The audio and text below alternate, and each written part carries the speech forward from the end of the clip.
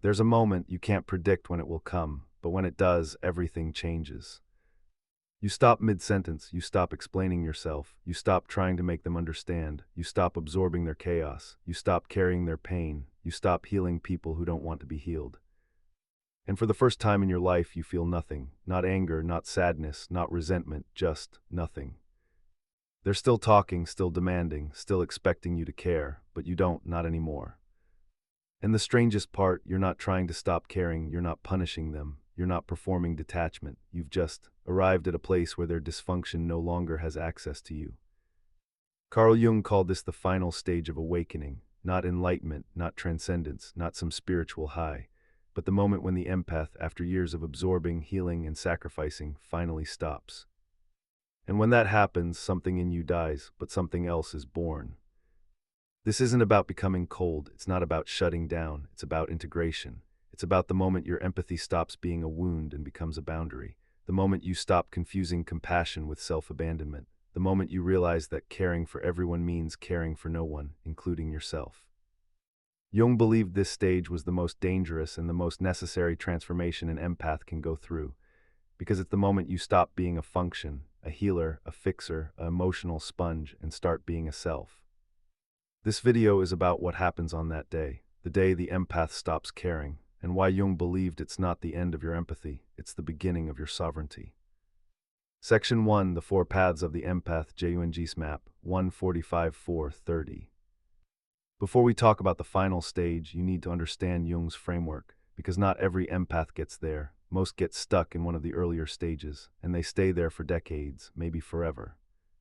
Jung identified four archetypal paths the empath walks after trauma, after betrayal, after realizing the world will drain you if you let it. Path 1, this is the person who never learned to separate their feelings from other people's feelings. They walk into a room and absorb the emotional temperature instantly. Someone's anxious, they're anxious. Someone's angry, they feel attacked. Someone's sad, they carry it for hours. They don't know where they end and others begin. They're drowning in everyone else's inner world, and they think that's what empathy is. It's not, it's enmeshment, and it's killing them. Path 2, after years of being drained, used, and betrayed, this empath builds walls. They shut down, they become cold, detached, cynical. They stop trusting anyone, they isolate, they convince themselves that caring is weakness, that sensitivity is a liability, that the only way to survive is to stop feeling. But here's the problem, they're not sovereign, they're reactive. They're not choosing detachment from a place of power, they're choosing it from a place of fear. And underneath the armor, there's still the dissolved empath, just buried. Path 3, this is the empath who turns their pain into purpose. They become therapists, coaches, activists, caregivers. They help others heal because they needed help and no one came. It's beautiful, it's powerful, but it's also dangerous, because if they're not careful, they become addicted to being needed. They start identifying with the role of healer so deeply that they can't stop. They burn out. They resent the people they're helping. They realize they're still giving themselves away, just in a more socially acceptable way. Path 4, this is Jung's final stage, the empath who has integrated the dissolved self, the armored self, and the wounded healer. They're no longer reactive, they're no longer performing, they can feel deeply without losing themselves, they can care without sacrificing themselves, they can see someone's pain without becoming it, they have boundaries, not walls, boundaries, they know the difference, and they've stopped confusing empathy with obligation. Most people never reach Path 4, they get stuck in Path 1, drowning, or Path 2, hiding, or Path 3, healing others while neglecting themselves. But the ones who make it, the ones who stop caring in that final, irreversible way, they don't lose their empathy, they refine it, and they become the most powerful version of themselves they've ever been. Let's be clear about what we're talking about, because when I say the empath stops caring, I don't mean they become narcissists. I don't mean they become cruel or indifferent or heartless. I mean they stop caring about things that were never theirs to care about in the first place. They stop caring if people like them. They stop caring if people understand them. They stop caring if people think they're too much, too sensitive, too intense, too distant. They stop caring about maintaining relationships that require them to shrink. They stop caring about being the good one in the family. They stop caring about fixing people who don't want to be fixed. They stop caring if their silence makes people uncomfortable. They stop caring if their boundaries seem cold. They stop caring if walking away looks like cruelty to people who benefited from their self-abandonment. Jung would say this is the moment the empath stops participating in the collective unconscious dysfunction. Because here's what most people don't realize: empathy, when it's unintegrated, doesn't just hurt you, it enables dysfunction. When you absorb someone's chaos, you're not helping them, you're letting them avoid their own shadow. When you fix someone's problems, you're stealing their opportunity to grow. When you carry someone's emotional weight, you're teaching them they don't have to. And the empath who stops caring, they're not abandoning anyone, they're releasing them. They're saying, I trust you to carry your own life, and I'm going to carry mine. That's not cruelty, that's respect for them and for yourself. But here's the part that makes people uncomfortable. When you stop caring, people panic, because they were depending on you, not consciously. But unconsciously, they knew you'd always absorb the overflow, you'd always explain yourself, you'd always come back, you'd always care. And now you don't, and they don't know what to do with that. So what causes it? What's the breaking point? What makes the empath finally stop? Jung would say it's not one event, it's an accumulation. It's years of giving more than you receive, years of being misunderstood, years of being called too sensitive when you were just aware, years of watching people take and take and take and then blame you for having nothing left. But there's usually one final moment, one betrayal, one realization, one conversation where you suddenly see it clearly. This person doesn't actually care about me, they care about what I do for them. For some empaths, it's a family member who only calls when they need something. For others, it's a partner who takes your emotional labor for granted. For others, it's a friend who vents endlessly but never asks how you're doing. But the pattern is always the same. You realize you've been performing a role: the caretaker, the therapist, the emotional shock absorber, the one who's always okay so everyone else can fall apart. And one day you're just done. Not angry, not resentful, just done. Jung called this withdrawal of projection. For years, you projected your capacity for depth, for care, for emotional intelligence onto others. You assumed they felt as deeply as you did. You assumed they were as aware as you were. You assumed they saw you the way you saw them. But they didn't, and when you finally stop projecting, when you finally see people as they are instead of who you needed them to be, the illusion shatters. And you can't unsee it. That's the trigger, not what they did, but what you saw. The moment you stopped making excuses for them, stopped explaining their behavior, stopped convincing yourself they'd change. You saw the pattern, you saw the dynamic, you saw your role in it, and you realized, I've been participating in my own abandonment. And that's when you stop. When an empath stops caring, it doesn't look like rage, it doesn't look like revenge, it looks like silence. They stop responding immediately. They stop explaining their decisions. They stop defending themselves. They stop showing up to events that drain them. They stop answering calls from people who only call when they need something.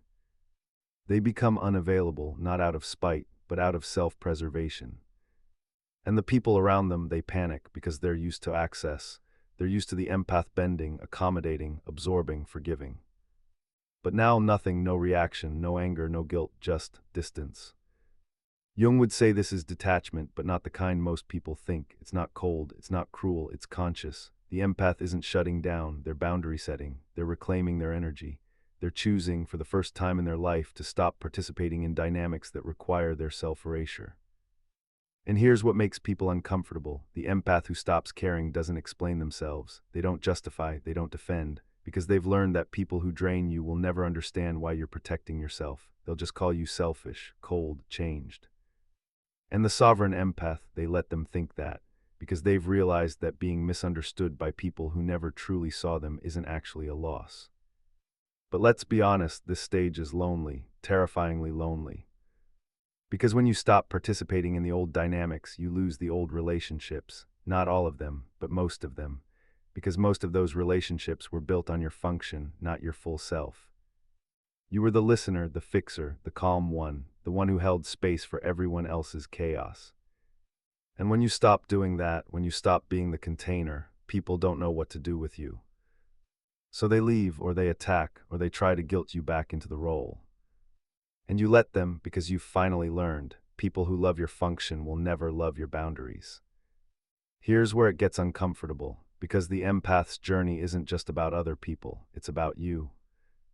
Jung believed that empaths have a shadow just like everyone else, but the empath's shadow is uniquely dangerous because it hides behind virtue. You think you're caring, but sometimes you're controlling. You think you're helping, but sometimes you're enabling. You think you're selfless, but sometimes you're people-pleasing because you're terrified of rejection.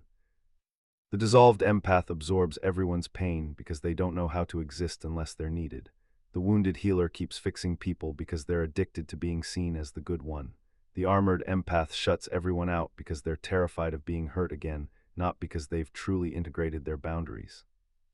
And the shadow of the empath whispers, if I stop caring, I'm worthless. If I stop helping, no one will love me. If I set boundaries, I'm selfish. But Jung would say, that's the lie the shadow tells you to keep you small. Because the truth is, when you stop caring about things that aren't yours to carry, you don't become less. You become more present, more alive, more yourself.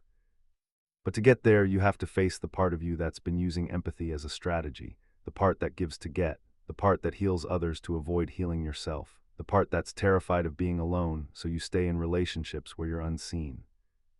That's the shadow, and it's brutal to confront. Because it means admitting I wasn't just a victim of people who drained me. I participated, I allowed it, I chose it, over and over. Not because you were weak, but because you didn't know you had another option. And now you do. Let me tell you what no one talks about. This stage feels like dying. When the empath stops caring, they don't just lose relationships, they lose their identity. For years, maybe decades, you've been the person who cares, the person who feels, the person who helps. That's who you are, or at least that's who you thought you were. But now you're not doing that anymore, and suddenly you don't know who you are. You're not the healer, you're not the fixer, you're not the emotional support system for everyone around you. So who are you? Jung called this the dark night of the soul, the moment when the old self dies and the new self hasn't been born yet. It's terrifying, it's disorienting, it feels like you're disappearing. You're not sad, you're not angry, you're just empty, numb, detached from everything you used to care about. And people around you, they think something's wrong with you, they think you're depressed, they think you've changed, they want the old you back. But the old you is dead, and you can't resurrect them even if you wanted to. Because the old you was built on self-abandonment, and you can't go back to that, not anymore. You've seen too much, you know too much. But the new you don't know them yet. You're in the in-between, the liminal space, the void.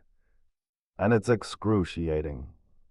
Jung believed this stage was essential, because you can't become sovereign while still clinging to the identity of the victim, the martyr, the healer. You have to let that die, fully, completely.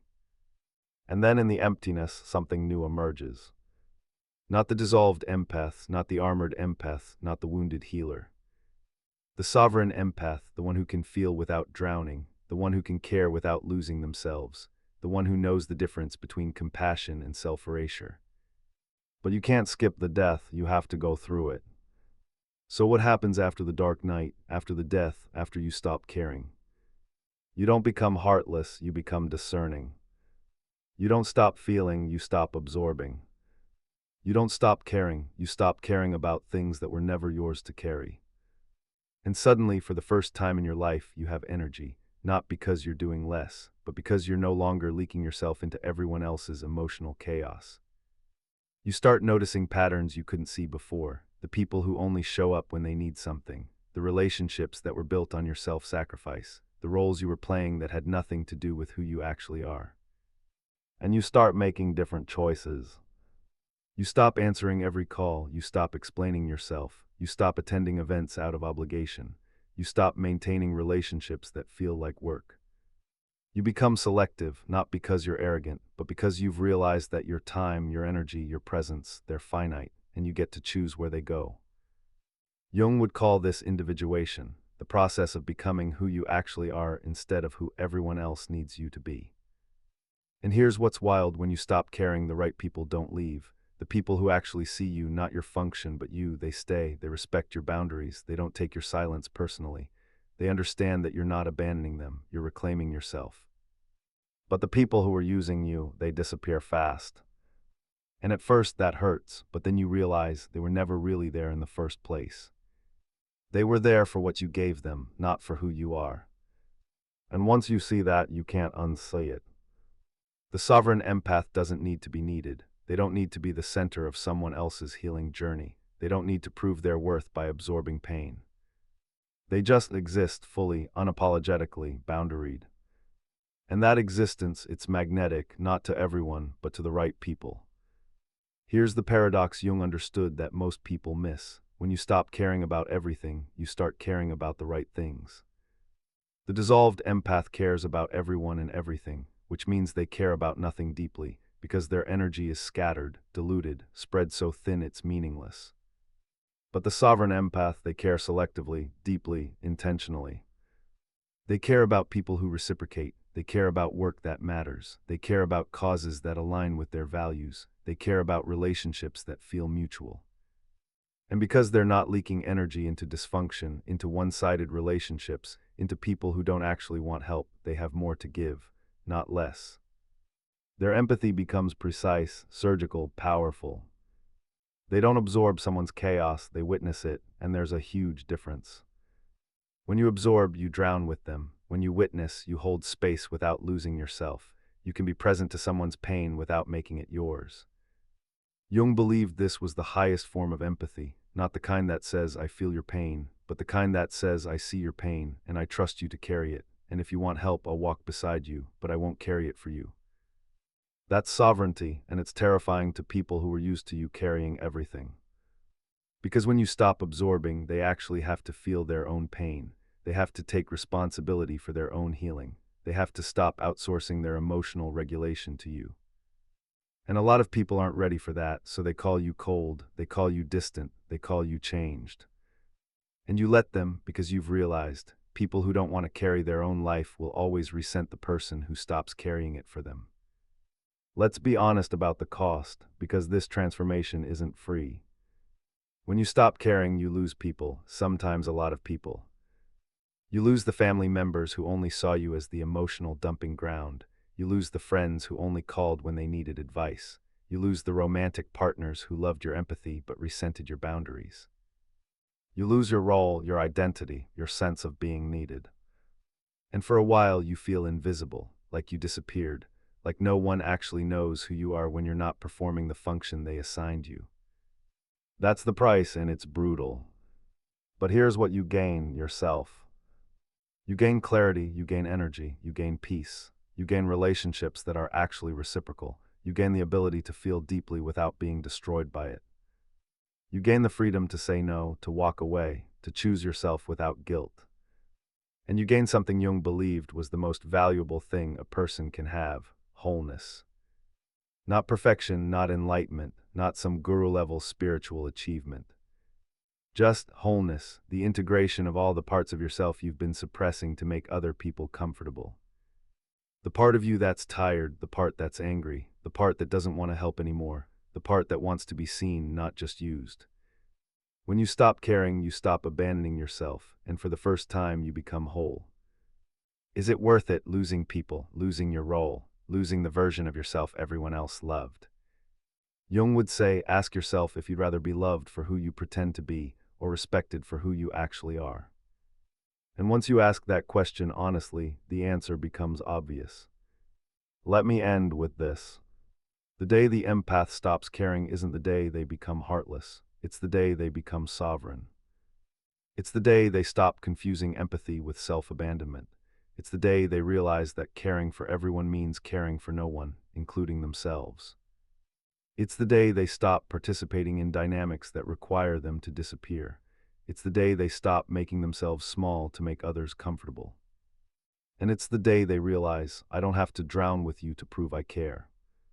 Jung believed this was the final stage of awakening for the empath, not because you stop feeling, but because you stop losing yourself in the feeling. You become the witness, not the absorber, the boundary setter, not the emotional sponge, the sovereign, not the martyr. And the people who are draining you, they'll call you cold, they'll say you've changed, they'll say you're not the person you used to be. And they're right, you're not. You're the person you were supposed to be before you learned to abandon yourself for other people's comfort. You're the empath who survived the dissolution, the armoring, the wounded healing, and came out the other side whole. Not perfect, not enlightened, not invincible. Just yours. And that's the final stage, not stopping caring, but caring about the right things, starting with yourself. There's a moment you can't predict when it will come. But when it does, everything changes. You stop carrying what was never yours. You stop explaining yourself to people who never truly listened. You stop caring about people who never cared back. And for the first time in your life, you feel free. Jung knew the day the empath stops caring isn't the end. It's the beginning.